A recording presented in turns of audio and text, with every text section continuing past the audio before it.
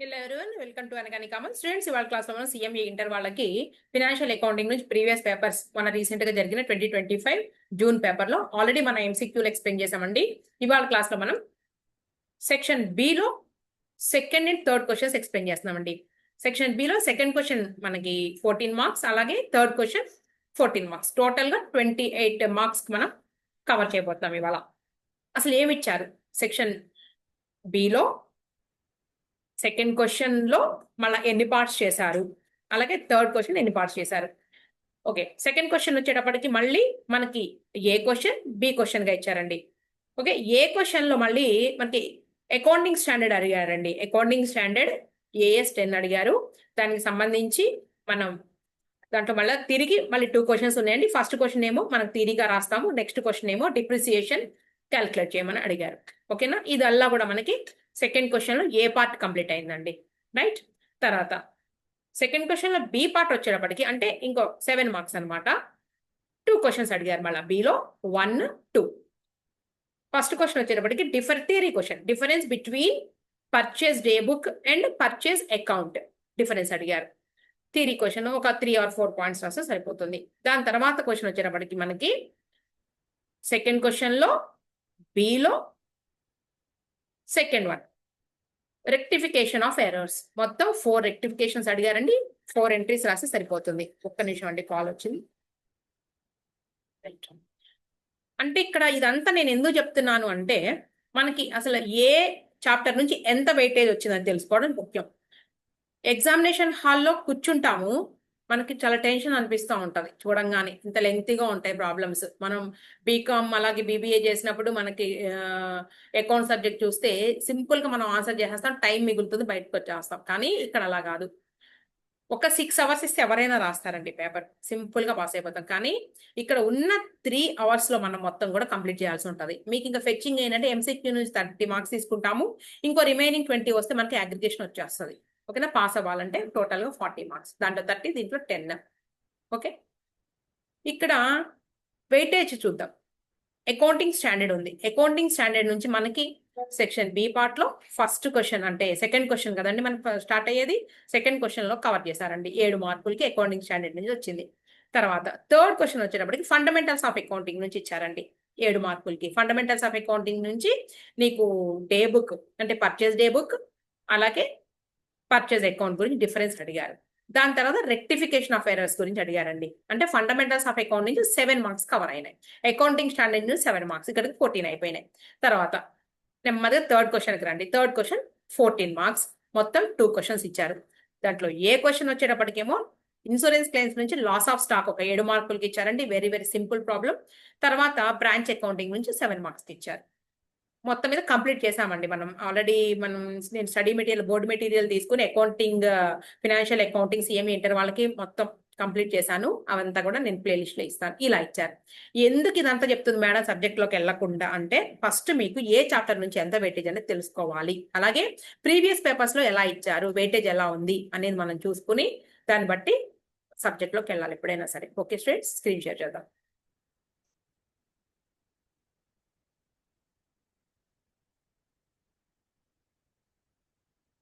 Right,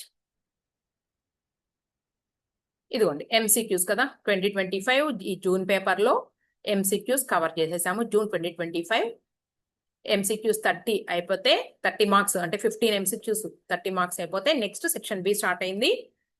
ఓకేనా, ఇదిగోండి చెప్పానా, answer any 5 out of 7 questions. చూడండి ఎంత మీకు చాయిస్ ఉందో. అదే మనకి సిఏలో ఇంత చాయిస్ ఉంటుందండి, సిఎంఏలోనే ఎక్కువ చాయిస్ ఉంటుంది. Each question carries 14 marks. ఈ రెండు సెకండ్ క్వశ్చన్ 14 మార్క్స్ కవర్ చేస్తున్నాను నేను, అలాగే థర్డ్ క్వశ్చన్ నుంచి కూడా 14 మార్క్స్ కవర్ చేస్తున్నాను నేను ఇవాళ ఈ వీడియోలో. ఫస్ట్ చూద్దాం.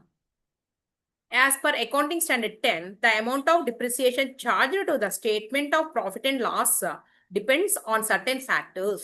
List out those factors with brief explanation అన్నారండి. డిప్రిసియేషన్ అంటే ఒక ఫిక్స్డ్ అసెట్ కి మనం డిప్రిసియేషన్ క్యాల్కులేట్ చేసేటప్పుడు, ఫిక్స్డ్ అసెట్ మీదే కదండి మనం డిప్రిసియేషన్ క్యాల్కులేట్ చేసేది.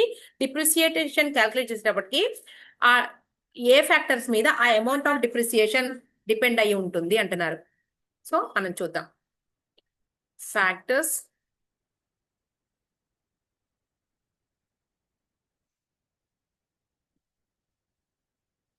ఫ్యాక్టర్స్ చూద్దాం. ఇది క్వశ్చన్ నెంబర్ సెకండ్ క్వశ్చన్ లో ఏలో మళ్ళీ 1 ఫస్ట్ 1 రైట్. చూద్దాం ఫస్ట్ 1.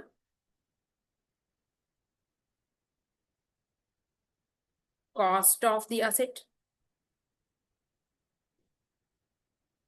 నెక్స్ట్ స్క్రాప్ వాల్యూ, దీన్నే రెసిడ్యువల్ వాల్యూ అంటారు. అసెట్ యొక్క స్క్రాప్ వాల్యూ అంటే దాన్ని వాడుకున్న తర్వాత ఒక ఎస్టిమేషన్ గా ఇన్ని ఇయర్స్ అని చెప్పిన తర్వాత ఉండేటటువంటి వాల్యూ, మిగిలినటువంటి వాల్యూ, డిప్రిసియేషన్ మొత్తం పోగా మిగిలిన వాల్యూ. నెక్స్ట్ థర్డ్ వన్ వచ్చేటప్పటికి ఎస్టిమేటెడ్ యూస్ఫుల్ లైఫ్ అండి. Estimated useful life. ఓకేనా. నెక్స్ట్ ఇది మూడే కాదు, మెథడ్ ఆఫ్ డిప్రిసియేషన్. సంస్థ ఏ మెథడ్ ఫాలో అవుతుంది, మెథడ్ ఆఫ్ డిప్రిసియేషన్. ఈ ఫ్యాక్టర్స్ మీద డిపెండ్ అయి ఉంటుంది. ఇక్కడ కాస్ట్ ఆఫ్ ది అసెట్ అంటే ఏంటంటే అసెట్ యూజ్ చేసే స్టేజ్కి తీసుకొచ్చా మనం, అంటే అసెట్ని ఉపయోగంలో పెడతానికి చేసేటటువంటి ఖర్చులు ఏవైతే ఉన్నాయో వాటన్నిటినీ కూడా కాస్ట్ ఆఫ్ ది అసెట్ కిందకే మనం ట్రీట్ చేస్తాము. అంటే సపోజ్ ట్రాన్స్పోర్టేషన్ ఛార్జెస్ కావచ్చు, ట్రాన్స్పోర్టేషన్, అలాగే ఇన్స్టాలేషన్, ఇలా ఎట్సెట్రా ఎట్సెట్రా. ఈ ఛార్జెస్ అన్ని కూడా కలిపితేనే కాస్ట్ ఆఫ్ ది అసెట్ అవుతుంది. స్క్రాప్ వాల్యూ అంటే అర్థం ఏంటి అంటే మనం యూజ్ చేసుకున్నటువంటి కాలంలో ఆ కాలం అంతా అయిపోయిన తర్వాత మిగిలినటువంటి వాల్యూ ఏదైతే ఉందో దాన్ని స్క్రాప్ వాల్యూ అంటారు, రెసిడ్యువల్ వాల్యూ. ఓకేనా. Next estimated useful life. అసెట్ని కొన్నప్పుడే ఒక ఎస్టిమేషన్ చేస్తారండి, ఎక్స్పెక్ట్ చేస్తారు ఇంతకాలం పనిచేస్తుంది ఈ అసెట్, దాన్నే ఎస్టిమేటెడ్ యూస్ఫుల్ లైఫ్ అంటారు. తర్వాత మెథడ్ ఆఫ్ డిప్రిసియేషన్. మనకు మెథడ్స్ ఉన్నాయి కదండి, అంటే ఎస్ఎల్ఎం మెథడ్లో చేస్తేనేమో మనం క్యాల్కులేట్ చేస్తే ఒక రకమైన మనకి డిప్రిసియేషన్ అమౌంట్ వస్తుంది, లేదా డబ్ల్యూడివిలో చేస్తే ఒక రకమైనటువంటి ఆన్సర్ వస్తుంది. ఇలా మెథడ్స్ అనమాట. వీటి మీద మనకి డిప్రిసియేషన్ అమౌంట్ అనేది, క్యాల్కులేషన్ ఆఫ్ అమౌంట్ అనేది ఆధారపడి ఉంటుంది, డిపెండ్ ఆన్ ద ఫ్యాక్టర్స్ అనమాట. ఓకేనా. ఒక్కసారి దీన్ని చూద్దాం మనం. 1 minute. ఇదిగోండి సజెస్టెడ్ ఆన్సర్లో ఒకసారి చూద్దాం. As per AS10, the amount of depreciation to be charged to statement of profit and loss account will depends upon the following factors: cost of the asset, estimated useful life of the asset, estimated residual value, దాన్ని scrap value of the asset అంటాము, depreciation method. దాన్ని మన explanation ఇవ్వమన్నారండి. చూడండి first దానికి explanation. Cost of the asset అంటే the cost of the fixed asset is determined after adding all expenses incurred for bringing the asset to usable condition. ఓకేనా. ఇదే transportation charges కానివ్వండి, installation, ఇవన్నీ కూడా కలిసి ఉంటాయి, కలుపుకోవాల్సిందే. నెక్స్ట్ ఎస్టిమేటెడ్ యూస్ఫుల్ లైఫ్ అంటే estimated useful life of the asset is అంటే ఏంటి అంటే estimated in terms of years, it can be effectively utilized for business operations. మనకి ఎఫెక్టివ్గా బిజినెస్ ఆపరేషన్స్లో ఎంతకాలం అయితే యూజ్ చేసుకున్నామో ఆ కాలం యొక్క అంటే ఎస్టిమేటెడ్ అది కూడా. ఓకేనా. ఎక్స్పెక్టెడ్ యూస్ఫుల్ లైఫ్ అనమాట. తర్వాత estimated residual value of the asset అంటే ముందుగానే డిటర్మైన్ చేస్తున్నాం మనం. Estimated sale value of the asset అంటే అమ్మేటప్పటికి ఎంత వాల్యూ ఉంది. At the end of the useful life is treated as estimated residual value of the asset. Next fourth one, depreciation method. The method chosen, అది straight line మెథడా, written down value మెథడా, etcetera, affects the annual depreciation charge. It should reflect the pattern in which the asset's future economic benefits are expected to be consumed. అదండి మనకి. ఓకేనా. Right. Next చూద్దాం. ఇంతవరకు మనకి సెకండ్లో ఏలో ఫస్ట్ వన్ కంప్లీట్ అయితే సెకండ్ వన్ వచ్చేటప్పుడు చూద్దాం. ఇది మొత్తం రాస్తేనే నీకు ఇదిగోండి ఇక్కడ ఉన్న 7 మార్కులు వచ్చేది. ఇది కూడా చేస్తేనే. ABC limited purchased a motor vehicle costing ₹70 lakhs on 1st April 2024. The major components of the motor vehicle consist of main body. ఇదిగో 70 లక్షల రూపాయల ఈ మోటార్ వెహికల్ అంటే consist of main body costing 20 లక్షలు. తర్వాత seating arrangement and furnishing costing వచ్చేటప్పటికి 30 lakhs అంట. And engine costing 20 lakhs. ఈ 70 లక్షలని ఈ 3 రకాలుగా అపోర్షన్ చేశారు. Next the expected useful life of these components is main body 5 years, seating unit 6 years, and engine 10 years. ఈ 20 లక్షల మెయిన్ బాడీ వచ్చేటప్పటికి 5 సంవత్సరాలు పనిచేస్తుందని ఎక్స్పెక్ట్ చేశారు. నెక్స్ట్ ఈ 30 లక్షల సీటింగ్ అరేంజ్మెంట్ అండ్ ఫర్నిషింగ్ వచ్చేటప్పటికి ఒక 6 ఇయర్స్ యూస్ఫుల్ లైఫ్ క్యాల్కులేట్ చేశారు అనుకున్నారు. నెక్స్ట్ ఎక్స్పెక్ట్ చేశారు అనమాట. తర్వాత ఇంజిన్ వచ్చేటప్పటికి ఒక 10 ఇయర్స్ పనిచేస్తుందని అనుకున్నారండి. ఓకేనా? ఇక్కడ స్క్రాప్ వాల్యూ అయితే లేదు, scrap value 0. Compute and depreciation for the year ending 31st March 2025 అడిగారండి. ఇప్పుడు మనం కనుక్కోబోతున్నాం. Computation of question number compulsory గీయాలండి. సెకండ్ లో ఏలో మళ్ళీ 2 ఇలా వేయాలండి. ఖచ్చితంగా రాయాలి heading. Computation of amount of depreciation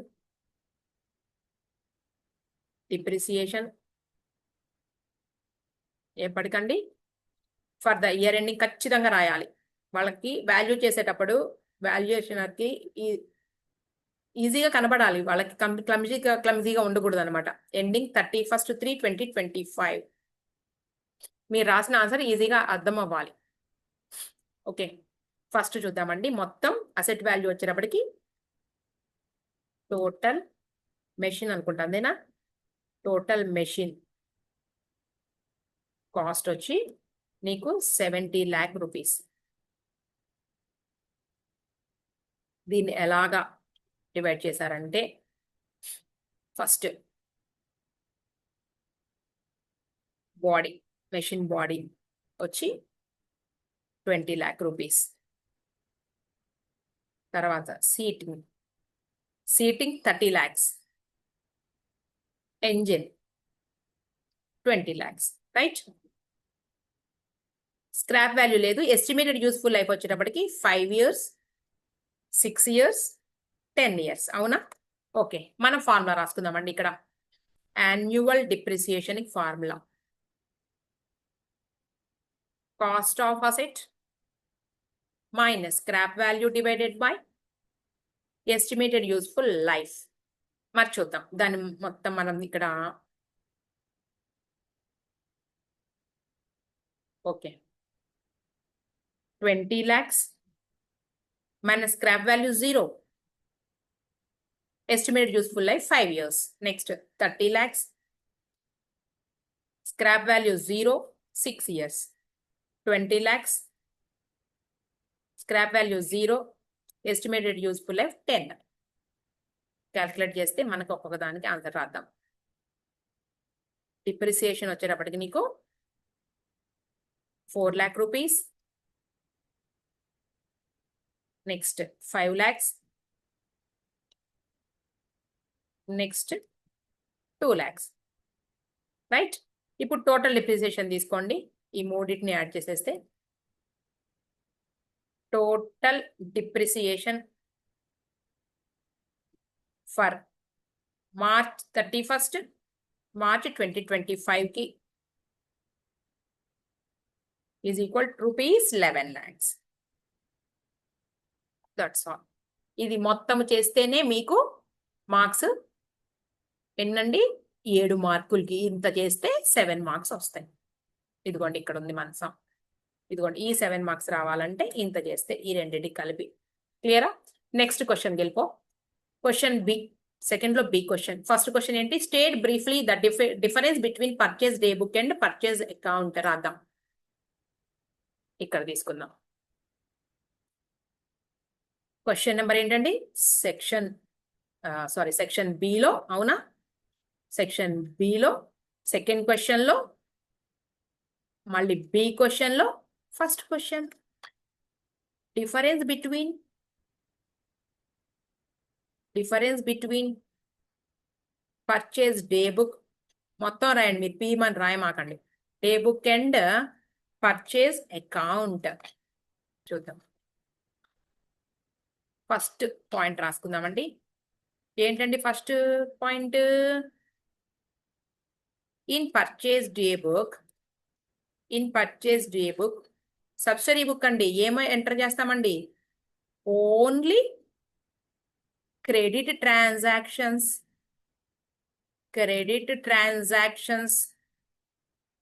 of the goods. అవునా? ఇక్కడ పర్చేజ్ అకౌంట్కి వచ్చేటప్పటికి క్రెడిట్, అలాగే యాజ్ వెల్ యాజ్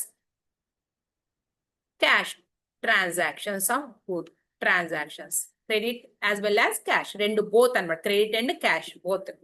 ఓకేనా, అర్థమైంది కదా. సెకండ్ వన్ వచ్చేటప్పటికి నీకు purchase day book is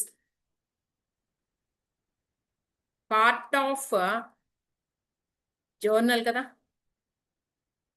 journal, part of journal. Journal రకాలు ఉన్నాయి కదండి మనకి, సబ్సిడరీ బుక్స్ లైన్ గా రాసుకుంటాం కదా. ఇది వచ్చేటప్పటికి దేంట్లో అండి, పార్ట్ ఆఫ్ లెడ్జర్. ఓకేనా, మనం రెండు డిఫరెన్సెస్ రాసుకున్నాం. ఇంకేమున్నాయి, ఇంకా డిఫరెన్సెస్ ఉన్నాయా? థర్డ్ డిఫరెన్స్ కూడా రాద్దాం చూడండి.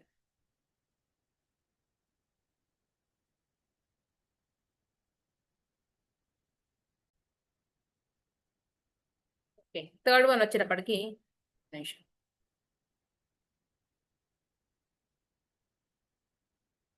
ఓకే, మనకు పర్చేస్ డే బుక్ ని డెబిట్ అండ్ క్రెడిట్ గా మనం డివైడ్ చేయం కదండి. అదే లెడ్జర్ వచ్చేటప్పటికి టీ షేప్ లో డెబిట్ సైడ్ క్రెడిట్ సైడ్ అనేది డివైడ్ చేస్తాం. This day book is not divided into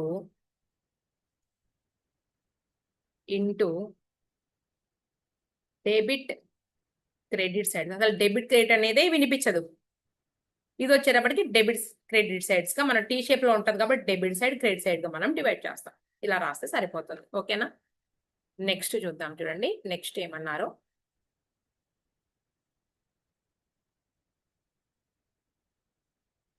okay,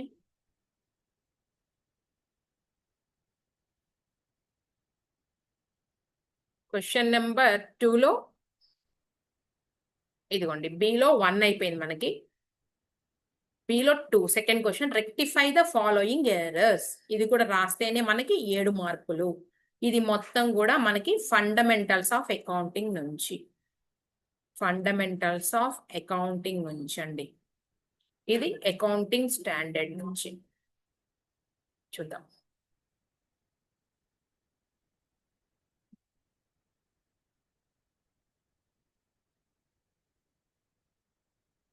Rectify the following errors. First one, credits sales to Baran 7,000 rupees were recorded as 7,200 అంటండి. ఓకేనా, మొత్తం 4 ఇచ్చారు, 4 రాసి సరిపోతుంది. ఇక్కడ మనం 3 పాయింట్స్ రాసాం కాబట్టి 3 పాయింట్స్ కి 3 మార్క్స్ అండి. ఇక్కడ ఈ 4 రాస్తే 4 మార్క్స్, మొత్తం టోటల్ 7 మార్క్స్ అనమాట. అలా రైట్, చూద్దాం. Credit sales to Baran 7,000 were recorded as 7,200. అంటే 7,000 రూపాయలు రాయాల్సినటువంటి సేల్స్ ని 7,200 రూపాయలుగా రికార్డు చేశారండి. ఇక్కడ రికార్డ్ చేశారు. ఓకేనా, అంటే మనం టోటల్ జర్నల్ ఎంట్రీ రాసేసుకుంటాం. మనం జర్నల్ ఎంట్రీ రాసుకునేటప్పుడు నీకు ముందు క్రెడిట్ సేల్స్ కి ఎంట్రీ అనేది తెలియాలి.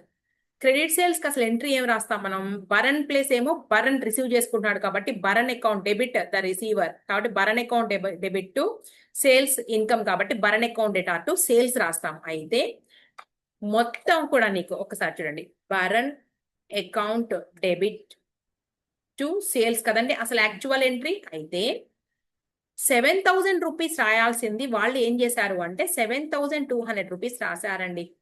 7,000 రాయాల్సింది 7,200 రాశారు. అంటే ఒక డెబిట్ లో 200 రూపీస్ అమౌంట్ ఎక్స్ట్రా, అలాగే క్రెడిట్ లో కూడా ఒక 200 రూపీస్ ఎక్స్ట్రా అమౌంట్ రాశారు. సో దాన్ని మనం రైట్ ఆఫ్ చేయాలి అంటే ఏం లేదు, సింపుల్ గానే ఇక్కడ చెప్పేస్తున్నానండి. దీన్ని రివర్స్ చేసేసేయండి. క్రెడిట్ చేసిన సేల్స్ అకౌంట్ ని డెబిట్ చేయండి 200 రూపీస్ తో.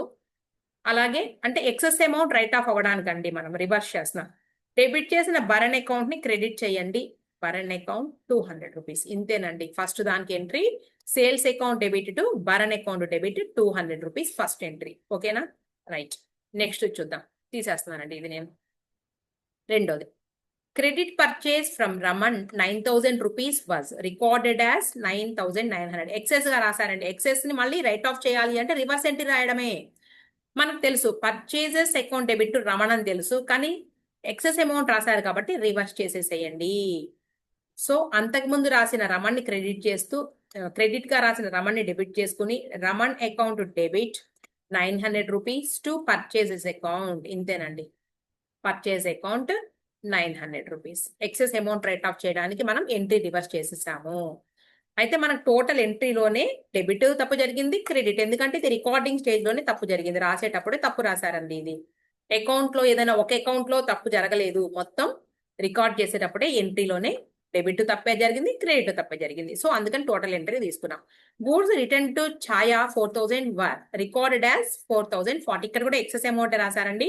రైట్ ఆఫ్ చేయడానికి రివర్స్ ఎంట్రీ రాయాలి. అసలు ముందు నీకు రైట్ ఎంట్రీ తెలుసుకోవాలిగా. గూడ్స్ రిటర్న్ టు ఛాయా అంటే మనం ఛాయా దగ్గర నుంచి కొన్నటువంటి సరుకు, పర్చేస్ చేసిన సరుకు రిటర్న్ చేసేసాం అంటే పర్చేజ్ రిటర్న్స్ అండి.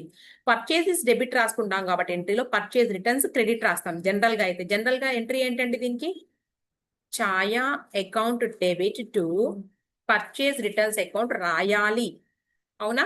అయితే ఇప్పుడు 40 రూపీస్ మనం రైట్ ఆఫ్ చేయడం కోసం దీనిని రివర్స్ చేసుకుని purchase returns account debit 40 rupees to Chhaya account 40 rupees ఇలా రాస్తాం. క్లియరా? ఇది థర్డ్ ఎంట్రీ అనమాట. Next fourth one.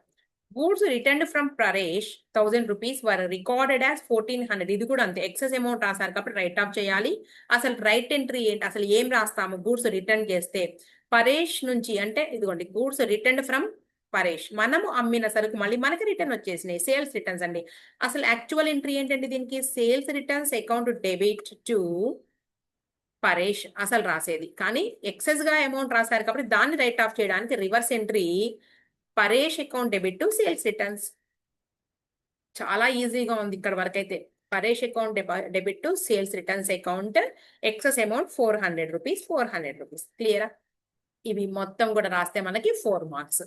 ఇక్కడికి నేను 14 మార్క్స్ కంప్లీట్ చేసేసానండి. సెకండ్ క్వశ్చన్ లో ఏబి క్వశ్చన్స్ కంప్లీట్ చేసేసాం. రైట్. నెక్స్ట్ తర్వాత third question. On 30th March 2025, fire occurred in the premises of Rajesh and Co. The concerned had taken an insurance policy of rupees 1,20,000 subject to the average clause. From the books of accounts, the following particulars are available relating to the period of 1st January to 30th March 2025. ఇక్కడ ఏమంటున్నారంటే మనకి fire జరిగిన time period ఏంటి అంటే ఇదిగోండి, ఎప్పుడు జరిగింది fire అంటే 30th March 2025 జరిగింది. 30th March 2025కి జరిగింది. మనకిచ్చినటువంటి ఇన్ఫర్మేషన్ ఎప్పటి ఇన్ఫర్మేషన్ అంటే 1st January నుంచి 3 నెలల ఇన్ఫర్మేషన్ ఇచ్చారండి. 1st January టు మార్చ్ అంటే 3 months ఇన్ఫర్మేషన్ ఇచ్చారు. అంటే ఫైర్ యాక్సిడెంట్ ఎప్పుడు జరిగింది నీకు? 30th March 2025కి. దానికి ముందు ఒక 3 నెలల కాలానికి నీకు ఇన్ఫర్మేషన్ ఇచ్చారు. ఏమి ఇచ్చారు చూద్దాం. మనం ఏం కనుక్కోవాలండి అసలు ఫైర్ ఇన్సూరెన్స్ లో? ఇక్కడ లాస్ ఆఫ్ స్టాక్ కనుక్కోవాలి. అవునా? ఇదిగోండి, అసలు ఏం అడిగారు అనేది ముందు చూడాలి. You are required to compute the amount of claim to be lodged to the insurance company. ఎంత అమౌంట్ నువ్వు స్టాక్ కు సంబంధించి క్లెయిమ్ చేస్తావు అంటున్నారు. లాస్ ఆఫ్ స్టాక్ నుంచి అనమాట ఇది. చూద్దాం.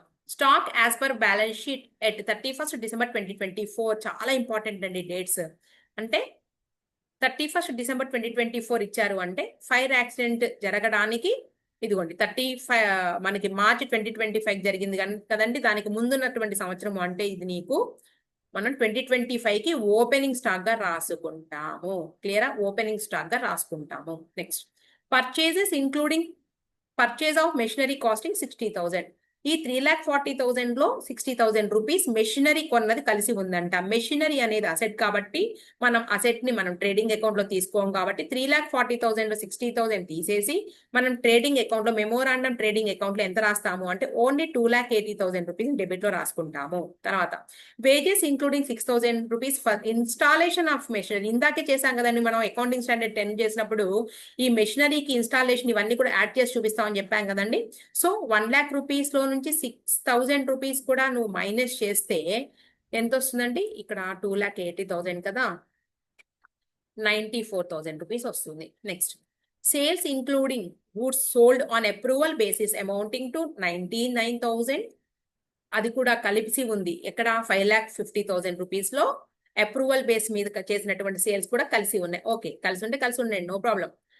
అయితే no approval has been received in respect of 2/3. అయితే ఈ 99,000 రూపాయల విలువైన సరుకులు ఏవైతే అప్రూవల్ బేస్ మీద అమ్మామో ఈ 99,000 రూపాయల సరుకులో ఒక 1/3 మాత్రమే వాళ్ళు అప్రూవల్ తెలియజేశారు. అర్థమవుతుందండి? 1/3 కు మాత్రమే అప్రూవల్ తెలియజేశారు.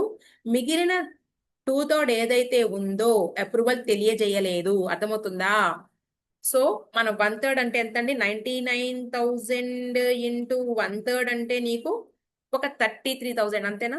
99,000 లో 1/3 99,000 ఇంటూ 1/3 అండి. ఈ 33,000 మాత్రమే అప్రూవల్ తెలియజేశారండి. దీన్ని మాత్రమే మనం ఇన్క్లూడింగ్ సేల్స్ లో కలిపి ఉంచుతాము. ఓకే, ఇంకా 2/3 ఏదైతే ఉందో దీన్ని సేల్స్ లో నుంచి పీకేసేయాలి, తీసేయాలి, క్లోజింగ్ స్టాక్ గా రాసుకోవాలి. 99,000 ఇంటూ 2/3 ఈజ్ ఈక్వల్ టు 66,000 ని. ఇది ఏంటి అంటే గ్రాస్ ప్రాఫిట్ కలిసి ఉంది దీంట్లో, ఇన్క్లూడింగ్ గ్రాస్ ప్రాఫిట్ అండి. ఈ 66,000 అనేది ఏంటండి? Including gross profit GP. దీన్ని ఎలా రాసుకోవాలి? దీంట్లో నుంచి మైనస్, ఇదిగోండి -20% జీపీ అన్నారు. ఇదిగోండి ఇక్కడ చూడండి, average rate of gross profit 20%. అర్థం చేసుకోండి బాగా. మొత్తం మనకి సేల్స్ 5,50,000. దీనిలో 99,000 అప్రూవల్ బేస్ మీద ఉన్న సేల్స్ కలిసి ఉన్నాయి. అయితే దాన్ని ఎప్పుడు సేల్స్ గా ట్రీట్ చేస్తాము అంటే అప్రూవల్ తెలియజేసినాకే. అయితే 2/3 సరుకు మీద అప్రూవల్ తెలియజేయలేదు. ఈ 99,000 లో 2/3, సో 1/3 మాత్రమే మనకి అప్రూవల్ తెలియజేశారు. కాబట్టి ఈ 33,000 రూపాయలని మనం సేల్స్ లో కలుపుకుంటాము. అర్థమవుతుందా? ఓకే, తర్వాత ఈ 99,000 లో 2/3 అనేది ఏంటి అంటే అప్రూవల్ తెలియచేయలేదు కాబట్టి దాన్ని బయటికి లాగేసేయండి. అంటే 66,000 రూపాయలని మనం స్టాక్ కింద చూపిస్తాము, మిగిలిపోయిన సరుకు కింద చూపిస్తాము. దాంట్లో 20% మైనస్ చేసిన తర్వాత, అంటే దీంట్లో ఆల్రెడీ గ్రాస్ ప్రాఫిట్ కలిసి ఉంది, సో తీసివేస్తే 66,000 మైనస్ 20% తీసేస్తే 52,800 రూపీస్ ని మాత్రమే మనం స్టాక్ కింద తీసుకోవాలి. ఓకేనా? మామూలు క్లోజింగ్ స్టాక్ తో పాటు ఇది కూడా తీసుకోవాలి. సేల్స్ లో మాత్రం మనం ఈ 99,000 రూపాయలని పీకేసి ఈ 33,000 రూపాయలని యాడ్ చేసుకోవాలి సేల్స్ లో. ఇంత సినిమా ఉందండి. Next, average rate of gross profit is 20% of sales. Value of salvage value 24,600. ఇంత స్టాక్ కాపాడగలిగారు. You are required to compute the amount of claim to be lodged to the insurance company. Okay, very very very very important and simple. Insurance claims నుంచి కూడా cover చేశారు మనకి. ఇదంతా కూడా నేను just rough గా రాశానంటే దీని వర్కింగ్ నోట్స్ నీట్ గా చూపించాలన్నమాట. Okay, let us start.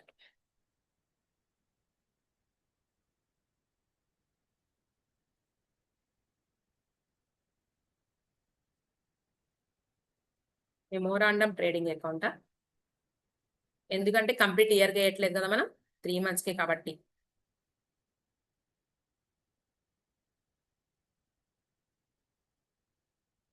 Okay, memorandum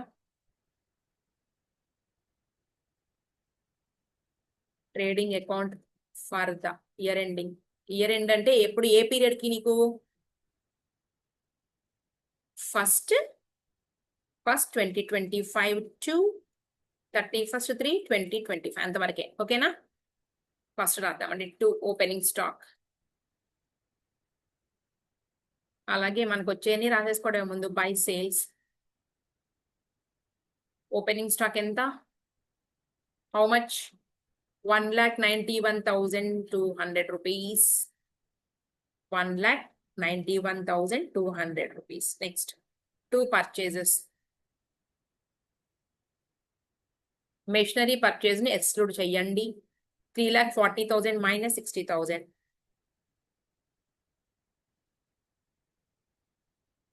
2,80,000. తర్వాత 2 వేజెస్. ఇన్స్టాలేషన్ వేజెస్ ఉన్నాయంటే 1,00,000 లో 6,000 లెస్ చేయండి. 1,00,000 మైనస్ 6,000 నేను ఆల్రెడీ ఎక్స్ప్లెయిన్ చేశానండి. సో నేను అమౌంట్స్ అన్ని పోస్ట్ చేసేస్తున్నా. 94,000 రూపీస్. రైట్? నెక్స్ట్ సేల్స్కి వచ్చేస్తున్నాను నేను. సేల్స్ ఇంక్లూడింగ్ గూడ్స్ అన్నారు కదా, సేల్స్ వచ్చేటప్పటికి మనకి 5,50,000 మైనస్ 1/3 ఆఫ్ 99,000. నేను ఆల్రెడీ మీకు ఎక్స్ప్లెయిన్ చేశానండి. నేను ఇంకా వర్కింగ్ లేకుండా డైరెక్ట్ గా కూడా చేసేస్తున్నాను. ఇదిగోండి, అర్థమవుతుందా? 5,50,000 మైనస్ ఆఫ్ 1/3 ఆఫ్ ఇది క్లియర్ గా. సో 99,000 లో మనకి 33,000 కదా వచ్చింది కదా, ఇందాక చేసాంగా. 1/3 అంటే 5,50,000 ప్లస్ 33,000, 5,83,000 వచ్చింది నాకు, అంతేనా? 5,83,000 రూపీస్.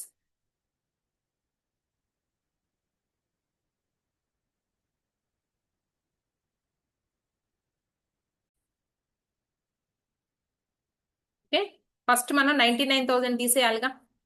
ఇదిగోండి, వర్కింగ్ నోట్స్ తీసుకుందామా? తీసేద్దాం.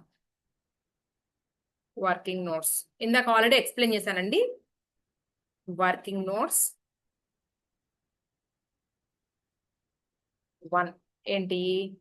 Total sales 5,50,000 minus approval base sales వచ్చేటప్పటికి 99,000 లెస్ చేస్తున్నాము. ఎందుకు అంటే ఇది లెస్ చేసిన తర్వాత 5,50,000 మైనస్ 99,000 లెస్ చేస్తే ఇక్కడికి 4,51,000 వచ్చింది. ఓకేనా? దీనికి మళ్ళీ మనం ప్లస్ యాడ్ చేస్తాము. 1/3 ఆఫ్ 99,000 రూపీస్ 33,000, 4,84,000 అండి. మొత్తం ఇది టోటల్ సేల్స్ కింద చూపిస్తాం.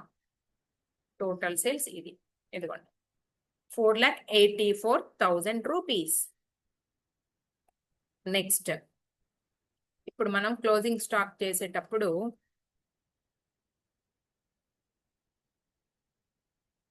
బై, దీనికన్నా ముందు బై క్లోజింగ్ స్టాక్ ఇక్కడ రాసే ముందు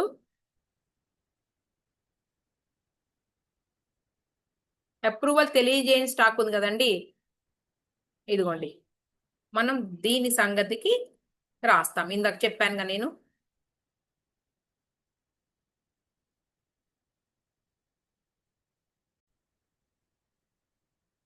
okay, by goods with customers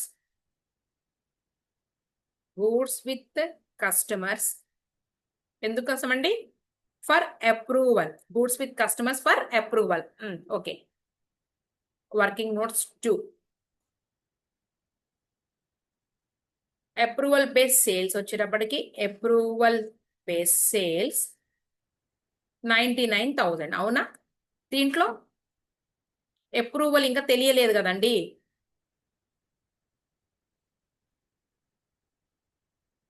approval not received. ఎన్ని గుడ్స్ రిసీవ్ చేసుకోలేదు అంటే 99,000 into 1/3. Okay, is equal to చూద్దాం. 99,000 ఇంటూ 2/3 కదా, 2/3 into 99,000 into 2/3 is equal to 66,000. దీంట్లో గ్రాస్ ప్రాఫిట్ ఇంక్లూడ్ అయి ఉంది. అవునా? అప్రూవల్ సేల్స్ కదా ఇవి, గ్రాస్ ప్రాఫిట్ ఇంక్లూడ్ అయి ఉంది. ఇప్పుడు మనం cost of the goods 66,000 minus direct గా 20% అప్లై చేయండి. Minus 20% is equal to 52,800 rupees అండి. ఇది goods with customers for approval 52,800 rupees. ఓకేనా? అయిపోయింది ఇంతవరకు. ఇంకా మనం ఇక్కడ స్టాక్ రాస్తాము. మనకు తెలియదు ఇదే మనం కనుక్కుంటున్నాం. బ్యాలెన్సింగ్ ఫిగర్ ఇదే అవుతుంది కాబట్టి మనకు గ్రాస్ ప్రాఫిట్ ఇచ్చారు కాబట్టి, అంటే రేట్ ఆఫ్ గ్రాస్ ప్రాఫిట్ ఇచ్చారు కాబట్టి ఇదిగో 2 GP గ్రాస్ ప్రాఫిట్ 20%. దేని మీద అండి? 20% ఆఫ్ 4,84,000 సేల్స్ మీద. చూద్దాం, 4,84,000 ఇంటూ 20%. 96,800 రూపీస్. 96,800 రూపీస్ ఇది మనకి. ఓకేనా? ఇప్పుడు మనం టోటల్ అమౌంట్ చూద్దాం. డెబిట్ సైడ్ మొత్తం యాడ్ చేస్తే 200 ప్లస్ 2,80,000 రూపీస్ ప్లస్ 94,000 మైనస్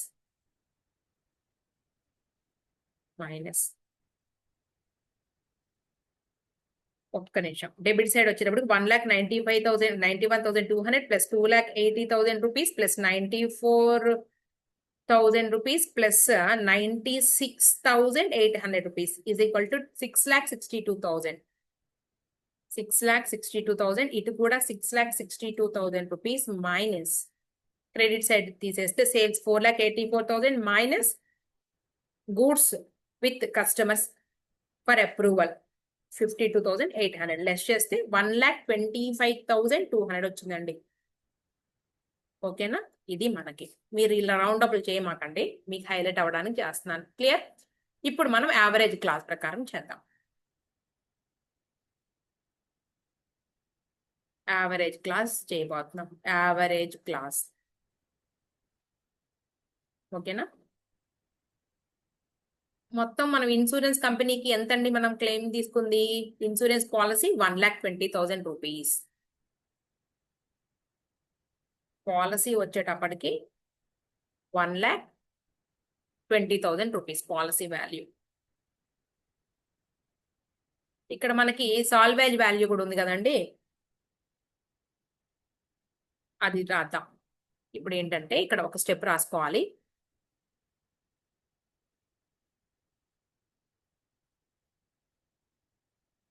ఏం క్వశ్చన్ అడిగారో దాన్నే రాసుకోండి, బాగుంటుంది. You are required to compute the amount of claim. ఇదిగోండి, compute the amount of claim to be lodged to the insurance company. అదే రాద్దాం. Computation of amount of loss lodged to the insurance company. Right? ఇది కనుక్కోబోతున్నాం.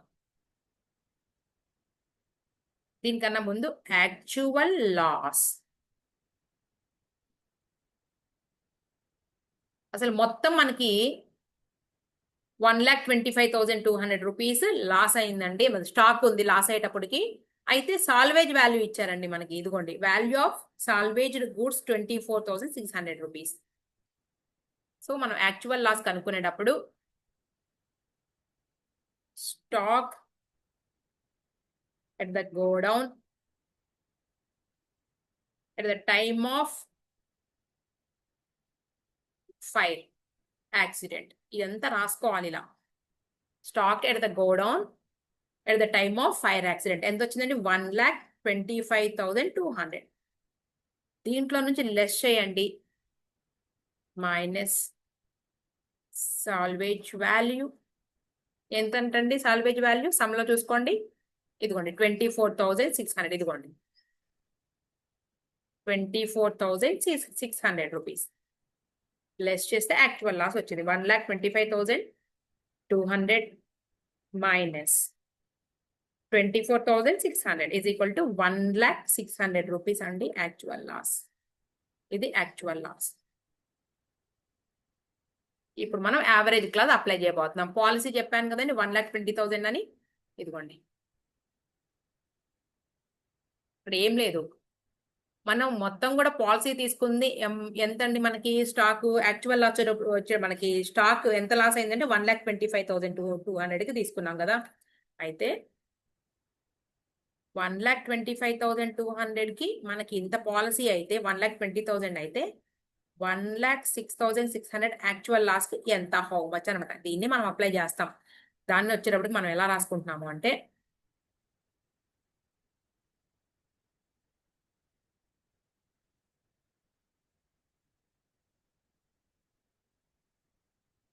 1,20,000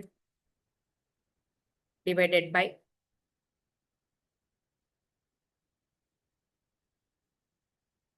1,25,200 into 1,06,000 ఇంతే. 1,20,000 divided by 1,25,200 into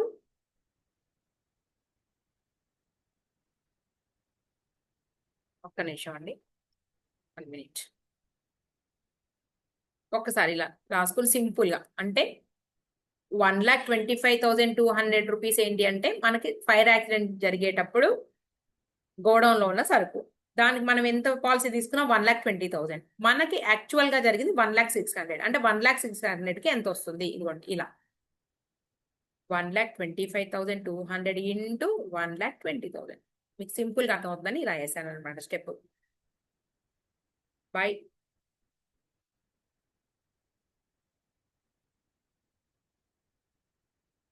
96,421 rupees.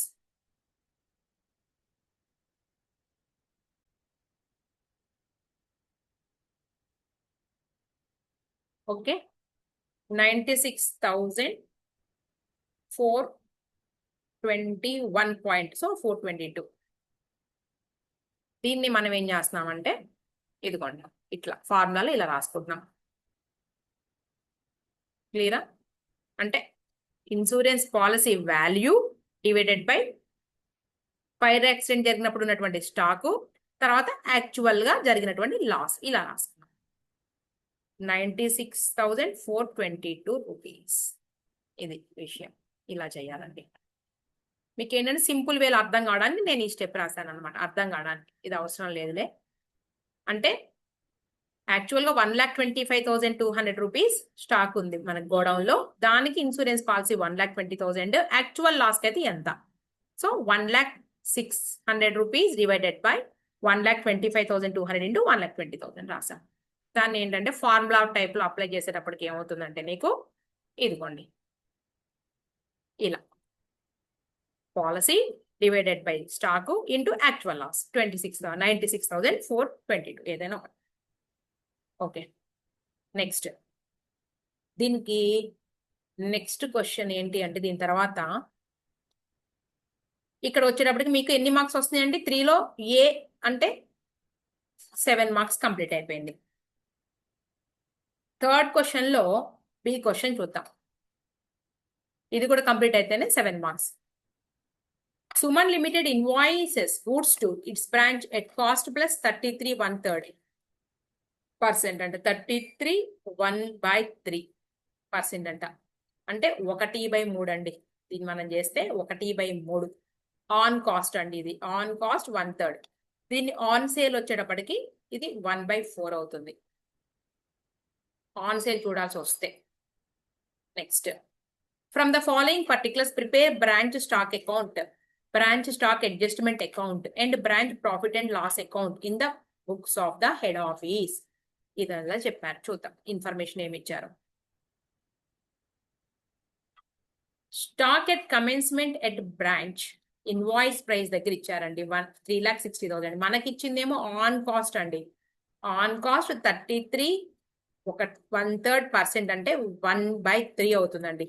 On sale వచ్చేటప్పటికి ఆ profit element ఏదైతే ఉందో cost కి అంటే 1 అలా ఈ 3కి యాడ్ చేస్తే 1/4 అవుతుంది. ఫస్ట్ మనకి ఇది ఓపెనింగ్ స్టాక్ అండి. అలాగే stock at close at branch అంటే ఇది క్లోజింగ్ స్టాక్. ఈ రెండు ఇచ్చేసారు. ఓపెనింగ్ స్టాక్ అంటే మనం ఫస్ట్ బ్రాంచ్ స్టాక్ అకౌంట్ వేస్తామండి. ఇది ఓపెనింగ్ స్టాక్. అలాగే క్లోజింగ్ స్టాక్ ఇన్వాయిస్ వాల్యూతో తీసుకుంటాము. ఆ ఉన్నటువంటి ఇన్వాయిస్ వాల్యూ ఎక్సెస్ గా ఏదైతే ఉందో ఆ 1/4 వాల్యూ స్టాక్ అడ్జస్ట్మెంట్ అకౌంట్ కి మనం ట్రాన్స్ఫర్ చేస్తాము. Next, goods sent to branch during the year at invoice price. ఇదిగోండి ఇది మనం బ్రాంచ్ స్టాక్ అకౌంట్ లో ఓపెనింగ్ స్టాక్ తర్వాత రాసుకుంటాం. At invoice price including goods invoice rate 48,000 but not at received by branch before closing of the date. అంటే ఇది ఇంకా goods in transit అండి. ఈ 48,000 రూపీస్ కూడా గూడ్స్ ఇన్ ట్రాన్సిట్ లో ఉన్నటువంటి గూడ్స్. మొత్తం కలిపి 24 lakh రూపీస్. మనం డెబిట్ సైడ్ మొత్తం రాసుకుంటామండి. దాన్ని మళ్ళీ క్రెడిట్ సైడ్ ఏం చేస్తామంటే దీన్ని క్లోజింగ్ స్టాక్ లో రాసేటప్పుడు దీన్ని కూడా రాసుకుంటాము. Next, return of goods to head office at the invoice price. దీన్ని క్రెడిట్ సైడ్ రాసుకుంటాం బ్రాంచ్ స్టాక్ అకౌంట్ లో. తర్వాత క్రెడిట్ సేల్స్ 1,20,000 రూపీస్. అలాగే క్యాష్ సేల్స్ కూడా ఉన్నాయండి. Credit sales, cash sales. దీన్నేమో బ్రాంచ్ డెటార్స్ అకౌంట్ రాసుకుంటాము. ఇదేమో మనం క్యాష్ సేల్స్ గా ఎంటర్ చేస్తాం మొత్తం టోటల్ సేల్స్ ఇవి. తర్వాత ఇన్వాయిస్ వాల్యూ ఆఫ్ గూడ్స్ పిల్ఫర్డ్ అంటే దొంగతనం చేశారండి. 24,000 రూపీస్ గూడ్స్ దొంగతనం చేసేసారు. ఇది అబ్నార్మల్ లాస్ అండి, అంటే అవాయిడబుల్ లాస్. ఇది అబ్నార్మల్ లాస్. అవాయిడబుల్ లాస్ అంటే transfer to P and L account. P and L account కి ట్రాన్స్ఫర్ చేసుకుంటాము దీనిని. ఓకే. తర్వాత normal loss at branch at invoice price 36,000 rupees ఏంటి అంటే నార్మల్ లాస్ అంటండి. ఇది నార్మల్ లాస్. ఓకేనా, 36,000. ఓకే, నెక్స్ట్ అయిపోయింది కదా. ఇది మొత్తం కూడా టోటల్ ఇన్ఫర్మేషన్ మనకి ఉన్నది ఉన్నట్టుగా మనం సమ్ లో ఎంటర్ చేద్దాం ఇప్పుడు. Okay,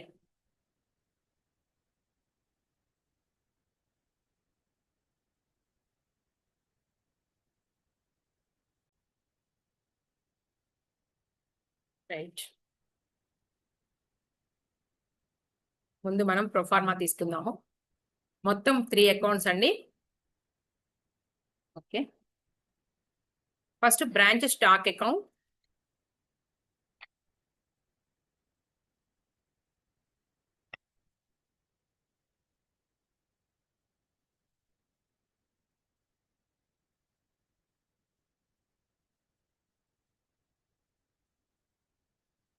branch stock account.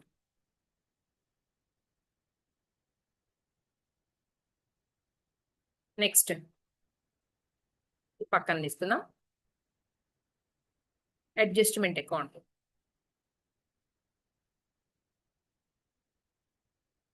Branch adjustment account అండి ఇది.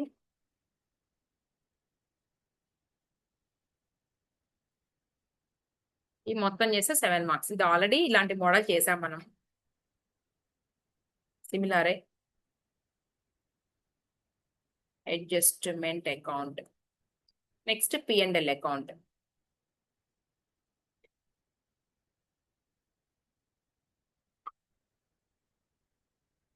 దీంట్లో పెద్దగా మ్యాటర్ ఏమి ఎక్కువ రావు. Right. First branch stock account లో మనకి ఆల్రెడీ చదివాం కదండి, ఇన్ఫర్మేషన్ ఏముందో అది రాసేద్దాం. టు ఓపెనింగ్ స్టాక్ కదా, దాన్ని to balance brought down at invoice price. అలాగే క్లోజింగ్ కూడా రాసేసిన బై బ్యాలెన్స్ క్యారీడ్ డౌన్. ఓకేనా, రైట్. అలాగే to goods sent two branch account. అలాగే రిటర్న్స్ టు హెడ్ ఆఫీస్ ఉందండి, రాసేస్తున్నాం సేమ్, అందుకని ఇదే రాసుకుంటాం మనం. గూడ్స్ సెంట్ టు బ్రాంచే రాస్తామండి క్రెడిట్ లో, బ్రాంచ్ అకౌంట్. క్లియరా? ఇంతవరకు ఇన్ఫర్మేషన్ ఏదైతే ఉందో అది మొత్తం రాసేద్దాం మనం. తర్వాత మనకు తెలిసి సేల్స్ ఉన్నాయి కదండి, బ్రాంచ్ డెటార్స్ ఒకటి, బ్రాంచ్ డెటార్స్ ఒకటి. సింపుల్ గా అయిపోవడానికి మనం సమ్ చదివామంటే లెక్క రాసేయగలిగి ఉండాలి. నెక్స్ట్ క్యాష్ సేల్స్ కి బ్యాంక్ అకౌంట్ రాస్తున్నాం, బ్యాంక్ అకౌంట్. ఇది మొత్తం సేల్స్ కి సంబంధించి. ఓకేనా, సేల్స్ అండి, బ్రాంచ్ డెటార్స్, బ్యాంక్ అకౌంట్. తర్వాత గూడ్స్ లాస్ అయినాయి అంట, గూడ్స్ పిల్ఫర్డ్ అన్నారు కదా, దాన్ని మనం చెప్తా దాని గురించి. ఇంకొక పాయింట్ ఉందండి, ఇదిగోండి. ఈ బ్యాలెన్స్ క్యారీడ్ డౌన్ లో మనకి మిగిలిపోయినటువంటి సరికి ఏదైతే ఉందో దాన్నేమో బ్రాంచ్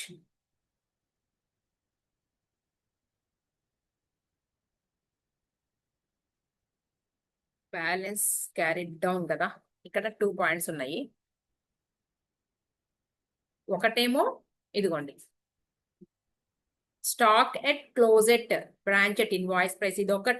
ఇదొక్కటే కాకుండా ఇంకొక పాయింట్ ఉందండి, ఏంటంటే goods send to branch during the year లో at invoice price including goods invoice at 48,000 అయితే but not at received by branch before closing of the date. ఈ రెండింటిని కూడా ఈ 2,80,000 ని ఎంటర్ చేయాలి. మనం ఈ 48,000 రూపీస్ లో ఈ ఇన్వాయిస్ ప్రైస్ ఏదైతే ఉందో దాన్ని లెస్ చేసుకుని కాస్ట్ కి తీసుకొచ్చి దీన్ని కూడా రాసుకోవాలి. ఈ 2 పాయింట్స్ ని మనము ఎక్కడ రాసుకోవాల్సి ఉన్నాము అంటే క్లోజింగ్ బ్యాలెన్స్ దగ్గర, స్టాక్ క్లోజింగ్ బ్యాలెన్స్ దగ్గర రాసుకోవాల్సి ఉంటుంది. ఆ 2 పాయింట్ గుర్తుపెట్టుకోండి. ఇక మనం మొత్తం కూడా ఎంటర్ చేసినట్టే. ఓకేనా, రైట్. ఓకే, ఇదేమో స్టాక్ ఇన్ హ్యాండ్. ఇది వచ్చేటప్పటికి stock in transit, goods in transit అండి. ఈ 48,000 రూపాయలు కూడా అర్థమవుతుంది కదా. రైట్, మనం ఒక్కొక్కటి కూడా ఎంటర్ చేసేద్దాము. సమ్ చదువుకున్నాము అంటే మొత్తం రాయగలిగి ఉండాలన్నమాట. ఇదిగోండి స్టాక్ ఇన్ హ్యాండ్, ఇది వచ్చేటప్పటికి స్టాక్ ఇన్ లేదా goods in transit, stock in goods in transit అనండి, గూడ్స్ ఇన్ ట్రాన్సిట్. ఓకే, ఇవి మనం ఎంటర్ చేద్దాం ఇప్పుడు లైన్గా. ఇంకేమైనా ఉన్నాయా అంటే గూడ్స్ పిల్ఫర్డ్ ఉన్నాయి కదండి, అవి కూడా రాస్తే అయిపోతుంది. ఇదిగోండి ఇన్వాయిస్ వాల్యూ ఆఫ్ గూడ్స్ పిల్ఫర్డ్ అంటే దొంగిలించబడినటువంటి సరుకు 24,000 రూపాయలు. ఈ 24,000 రూపాయలని కూడా మనం ఎంటర్ చేయాలి. అయితే ఇది అబ్నార్మల్ లాస్ అని చెప్పాను. అబ్నార్మల్ లాస్ ని మనం P&L అకౌంట్కి ట్రాన్స్ఫర్ చేద్దాము. P&L అకౌంట్కి ట్రాన్స్ఫర్ చేసేటప్పుడు మనం కాస్ట్కి ట్రాన్స్ఫర్ చేద్దామండి. మిగిలింది ఏదైతే ఉందో అది అడ్జస్ట్మెంట్ అకౌంట్కి ట్రాన్స్ఫర్ చేద్దాం. అంటే 24,000 లో అది ఇన్వాయిస్ సరుకు కాబట్టి, ఇన్వాయిస్ కలిసి ఉంది కాబట్టి into 1/4, 24,000 into 1/4 is equal to 6,000 rupees ఏమో అడ్జస్ట్మెంట్ అకౌంట్కి వెళ్తుందండి. మిగిలిన రిమైనింగ్ 18,000 ఏమో P&L అకౌంట్కి ట్రాన్స్ఫర్ చేస్తాము. అర్థమవుతుందా. ఇన్వాయిస్ వాల్యూ ఆఫ్ గూడ్స్ పిల్ఫర్డ్ అంటే ఇది అబ్నార్మల్ లాస్, P&L అకౌంట్కి మనం కాస్ట్ వాల్యూకి ట్రాన్స్ఫర్ చేస్తాము. మిగిలిన ఏదైతే కలిసి ఉందో దానిలో ఉన్నటువంటి లోడింగ్ 6,000 రూపీస్ని అడ్జస్ట్మెంట్ అకౌంట్కి రాస్తాము. క్లియర్. తర్వాత నార్మల్ లాస్ వచ్చేటప్పటికి 36,000 టోటల్ అమౌంట్ని ముందేమో ఇప్పుడు మనం స్టాక్ అకౌంట్లో రాసుకుంటామండి. ఓకేనా, స్టాక్ అకౌంట్లో రాసుకుంటాము. ఇంకో చోట మనం అడ్జస్ట్మెంట్ అకౌంట్లో రాస్తాము. ఇంతే క్లియర్గా. ఇక ఇవన్నీ కూడా పాయింట్స్ అని చెప్పాను. ఈ రెండే, ఇది ఒక పాయింట్, తర్వాత ఇది ఒక పాయింట్. ఈ రెండు కొంచెం కన్ఫ్యూజన్ అంతే. క్లియరా. ఇక్కడ రాద్దాం. బాయ్. నార్మల్ లాస్ కు సంబంధించి మనకి ఫస్ట్ ఏ పాయింట్ రాసుకుందాము. క్రెడిట్ సేల్స్ అయిపోయినాయి, ఇన్వాయిస్ వాల్యూ ఆఫ్ పిల్ఫర్డ్ ఉంది కదండి, దాన్నే రాద్దాం ఫస్ట్. 36,000 సంబంధించి P&L branch P&L account 36,000 into 36 కాదా 24,000, సారీ 24,000 ఇంటూ మనం ఎంతండి ఇక్కడ రాసేది 1/4 పోతే ఎంతైతే అంత. Next by branch adjustment account. ఈ రెండు కూడా ఒక అమౌంట్ కి సంబంధించినవే. 24,000 ఇంటూ 1/4 అండి. Profit element loading element less చేస్తున్నాం, మీకు అర్థం కావడానికి క్లియర్ గా రాస్తున్నాం. 1/4 is equal to 6,000 rupees. Remaining amount P&L అకౌంట్కి వెళ్ళేది 18,000. అర్థమవుతుందా. ఈ రెండు కూడా ఒకదాని అమౌంట్సే. ఇప్పుడు మనం P&L అకౌంట్కి అయితే ముందు 6,000 రూపీస్ రాసేద్దామండి, మనకు డౌట్ లేకుండా. ఇదిగోండి టు బ్రాంచ్ స్టాక్ అకౌంట్ నుంచి తెస్తున్నాం కదా, దాన్ని బ్రాంచ్ స్టాక్ అకౌంట్. ఏంటిది అంటే గూడ్స్ పిల్ఫర్డ్ అమౌంట్ 18,000. క్లియరా. స్లోగా చెప్తున్నానండి మీకు అర్థం కావడానికి, కన్ఫ్యూజ్ లేకుండా. తర్వాత నార్మల్ లాస్ వచ్చేటప్పటికి మనం ఎంతండి normal loss 36,000 rupees. Normal loss ని బ్రాంచ్ అడ్జస్ట్మెంట్ అకౌంట్ కి పంపిస్తాం. Branch adjustment account with invoice price. క్లియరా. అయిపోయింది. ఇంకొక పాయింట్ ని మనం రాసుకుంటూ వెళ్ళిపోదామండి. ఇప్పుడు ఈ 6,000 రూపీస్ ని, ఈ 36,000 రూపీస్ ని బ్రాంచ్ అడ్జస్ట్మెంట్ అకౌంట్ కి రాయాలి. మనం అన్ని రాసేటప్పుడు రాద్దాం దాన్ని కూడా. ఫస్ట్ ఇక లెక్కలోకి వచ్చేసేయండి. Opening stock 3,60,000 rupees at invoice price. ఇదిగోండి 3,60,000 రూపీస్. వెంటనే దీంట్లో లోడింగ్ నేను అడ్జస్ట్మెంట్ అకౌంట్ కి అడ్జస్ట్ చేసేస్తున్నా by branch stock account.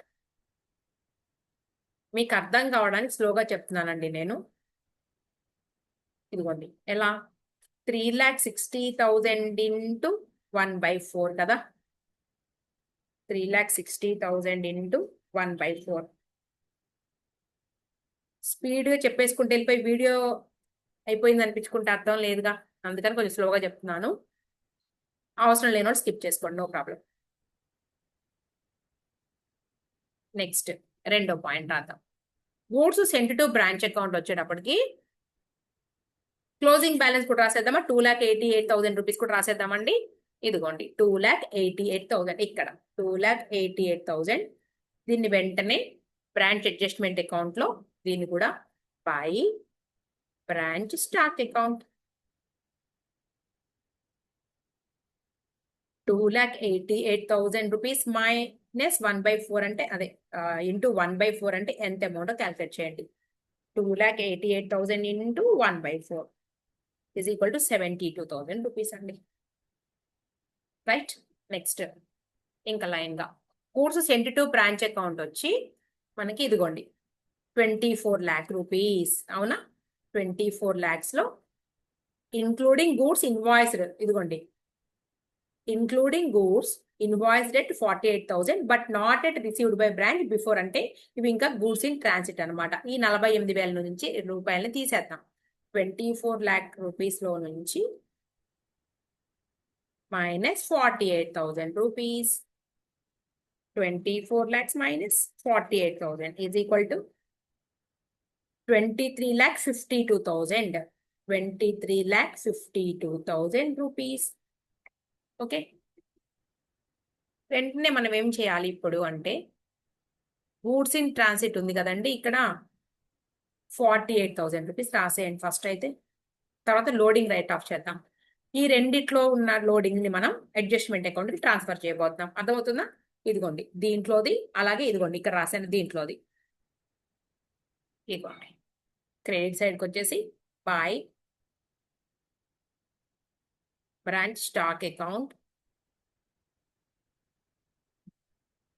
Branch stock account 23,52,000 into 1/4 into 1/4 is equal to 58 lakh sorry అంతేనా 5,88,000 రూపీస్. నెక్స్ట్ వెంటనే గూడ్స్ ఇన్ ట్రాన్సిట్ రాశాను కదండి నేను 48,000 దాంట్లోది డెబిట్ సైడ్ వేసి రైట్ ఆఫ్ చేసేస్తున్నా. ఇదిగోండి కింద రాస్తున్నా బై బ్రాంచ్ స్టాక్ అకౌంట్. దీన్ని కలిపి కూడా చూపించవచ్చు. బై బ్రాంచ్ స్టాక్ అకౌంట్ ఎంతండి? 48,000 into 1/4 48,000 into 1/4 is equal to 12,000. ఏమంటే ఈ రెండింటిని కూడా కలిపి మనం 84,000 గా రాయొచ్చు. మీకు అర్థం కావడం కోసం నేను సెపరేట్ చేశాను. రెండు కలిపి రాసేయచ్చు, రెండు స్టాక్లే కాబట్టి. అర్థమైందా? మొత్తం 84,000 గా కూడా రాయొచ్చు. చూడండి ఏమేం పాయింట్స్ రాసేసాము మనం. ఈ పాయింట్ అయిపోయిందండి, ఈ పాయింట్ అయిపోయింది. నెక్స్ట్ గూడ్స్ సెంట్ టు అంటే రిటర్న్ వచ్చిన గూడ్స్ రాయలేదు కదండి నేను. రిటర్న్ వచ్చేటప్పుడు 1,20,000 రూపీస్ గూడ్స్ రిటర్న్స్ అండి. హెడ్ ఆఫీస్ కి రిటర్న్ చేశారు. మరి దీంట్లో కూడా మరి ఇన్వాయిస్ లోడింగ్ కలిసి ఉంటుంది కదండి. దాన్ని ఇక్కడ by branch stock account 1,20,000 into 1/4 1,20,000 into 1/4 is equal to 30,000 rupees. ఓకేనా?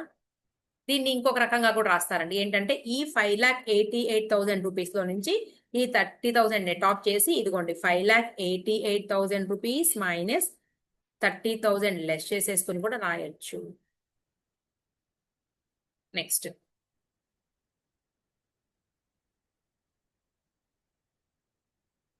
ఇంకా పాయింట్ చూద్దాం.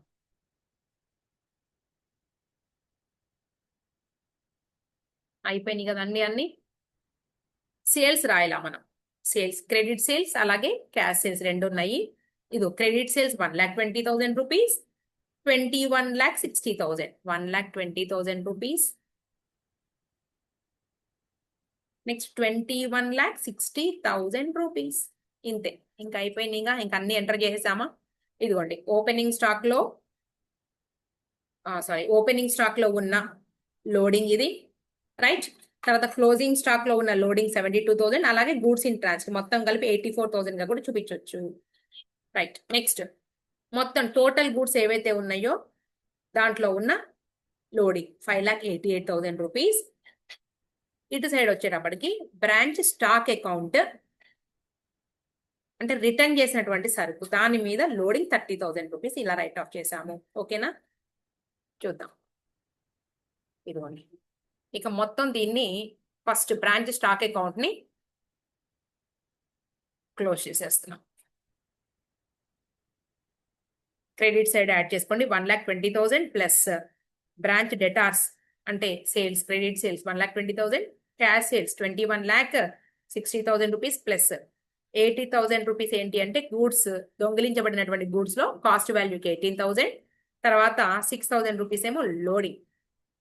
నెక్స్ట్ బ్రాంచ్ అడ్జస్ట్మెంట్ అకౌంట్ 36,000 ఏదైతే ఉందో ఇది నార్మల్ లాస్ అండి. ఈ 36,000 ఏదైతే ఉందో ఇది normal loss plus 36,000 rupees plus 2,88,000 rupees plus 48,000. Okay, total amount వచ్చేటప్పటికి మనకి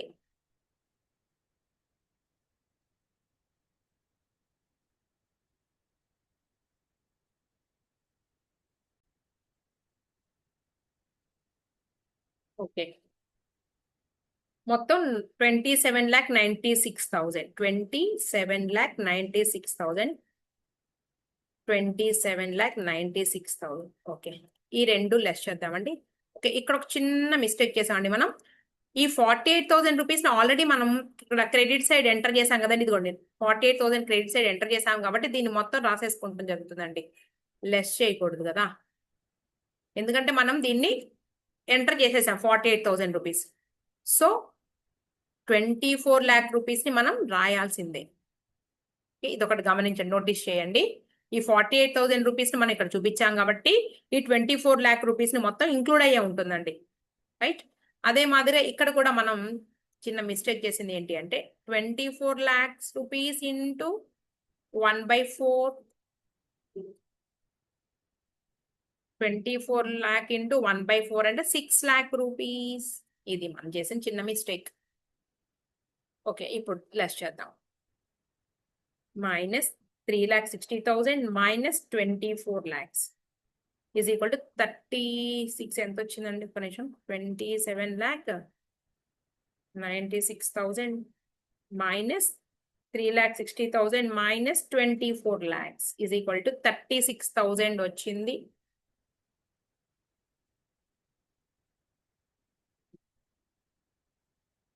బ్రాంచ్ అడ్జస్ట్మెంట్ అకౌంట్కి ట్రాన్స్ఫర్ చేయండి. అడ్జస్ట్మెంట్ అకౌంట్ మన క్రెడిట్ సైడ్ ఎక్కువ ఉంది అమౌంట్, సో సర్ప్లస్. అదే డెబిట్ ఎక్కువ ఉంటే కనుక డెఫిసిట్ రాస్తాము. 36,000 ట్రాన్స్ఫర్ చేయాలి. ఇది బ్యాలెన్సింగ్ ఫిగర్ ఇక్కడ. ఓకే, ఈ 36,000 క్రెడిట్ సైడ్కి ట్రాన్స్ఫర్ చేస్తున్నాను. ఇదిగోండి ఇక్కడ బ్రాంచ్ అడ్జస్ట్మెంట్ అకౌంట్కి 36,000 by branch stock account transfer చేసాం. ఓకేనా, ఇంకేమైనా ఉన్నాయా పాయింట్స్ చూసుకుందాం. ఇటువైపు అన్నీ అయిపోయినట్లేగా, మొత్తం ఎంటర్ చేసామని నేను అనుకుంటున్నాను. మొత్తం క్రెడిట్ సైడ్ అమౌంట్స్ మనం యాడ్ చేస్తే 90,000 ప్లస్ 6 lakh రూపీస్ ప్లస్ 36,000.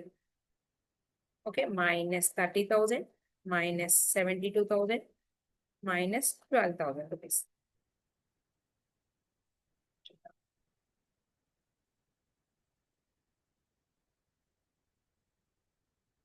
ఒకసారి చెక్ చేద్దామండి అన్ని రాసామో లేదు amounts.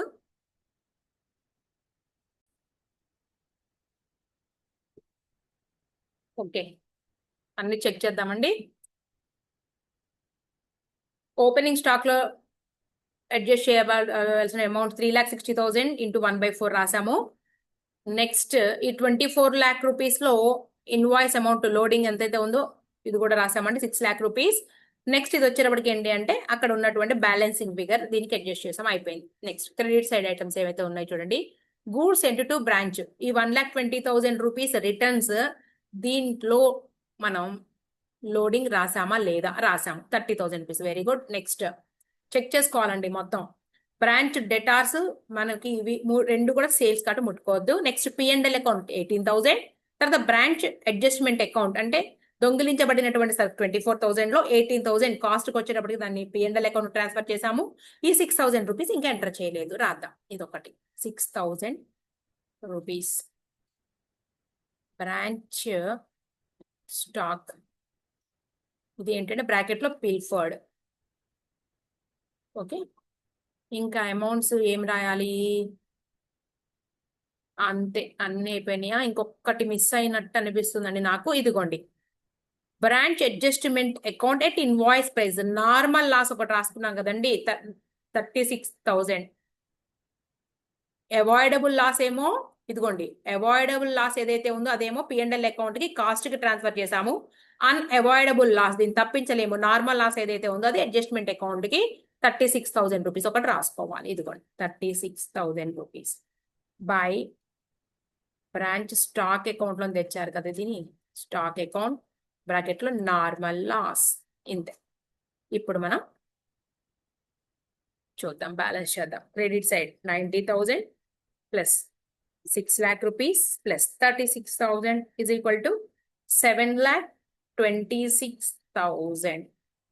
7,26,000 minus debit side items 30,000, 6,000 rupees minus 36,000 minus 72,000 rupees minus 12,000 is equal to 5,70,000 rupees.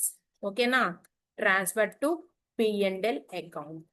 ఇదండి, ఓకేనా? P&L అకౌంట్ ఎక్కడ ఉంది మన P&L అకౌంట్? క్రెడిట్ సైడ్కి వచ్చేసాయి. By branch adjustment account 5,70,000 rupees. ఈ P&L అకౌంట్ ని బ్యాలెన్స్ చేద్దాం. 5,70,000 minus 18,000 is equal to 5,52,000 rupees by balance carried down brought down. ఇంతే, ఇది ఆన్సర్. ఇలా చేయాలండి, ఇంత ప్రాసెస్ ఉంది. ఇది ఆల్రెడీ బోర్డ్ మెటీరియల్ మనం ఇలాంటిదే చెప్పుకున్నాం ఆల్రెడీ. చూడండి, నేను సాల్వ్ చేస్తున్నాను. ఓకేనా? రైట్. మొత్తం మీద మనం ఇప్పటికీ MCQs ప్రీవియస్ వీడియోలో 30 మార్క్స్ కవర్ అయినాయి. సెక్షన్, ఇది సెక్షన్ ఏ. సెక్షన్ బిలో మనకి సెకండ్ క్వశ్చన్లో అకౌంటింగ్ స్టాండర్డ్స్ మీద 1, మళ్ళా ఏబి క్వశ్చన్స్ కదా, ఏబి క్వశ్చన్స్లో మొత్తం 14 మార్క్స్. నెక్స్ట్ థర్డ్ క్వశ్చన్లో మళ్ళీ 1 and 2 questions fundamentals of accounting. Second క్వశ్చన్లోనేనండి, సెకండ్ క్వశ్చన్లోనే ఏలో అయిపోయినాక B question fundamentals of accounting. ఇది 7 మార్క్స్, ఇది 7 మార్క్స్. ఇక్కడ మొత్తం కలిపితే 14. ఓకేనా? తర్వాత సెక్షన్ బిలో థర్డ్ క్వశ్చన్లో మళ్ళా ఏ క్వశ్చన్ వచ్చేటప్పటికి అలాగే బి క్వశ్చన్. ఒకటేమో ఇన్సూరెన్స్ క్లెయిమ్స్ అన్నాము, insurance claims loss of stock ఒక 7 మార్క్స్ అయితే, ఇంకొకటి బ్రాంచ్ ఇచ్చారు, బ్రాంచ్ అకౌంట్ నుంచి 7 మార్క్స్. ఇది 14. మొత్తం ఈ 3 కవర్ చేస్తే 30, 14, 14 ఎన్ని మార్క్స్ అండి మనకి? 58 మార్క్స్ కి కవర్ అయిపోయింది. అంటే మీకు అగ్రిగేషన్ కన్నా ఎక్కువే మార్క్స్ వచ్చినాయి. చూడండి, ఇలా మనం ప్లాన్ చేసుకుని చదువుకోవాలి. Okay students.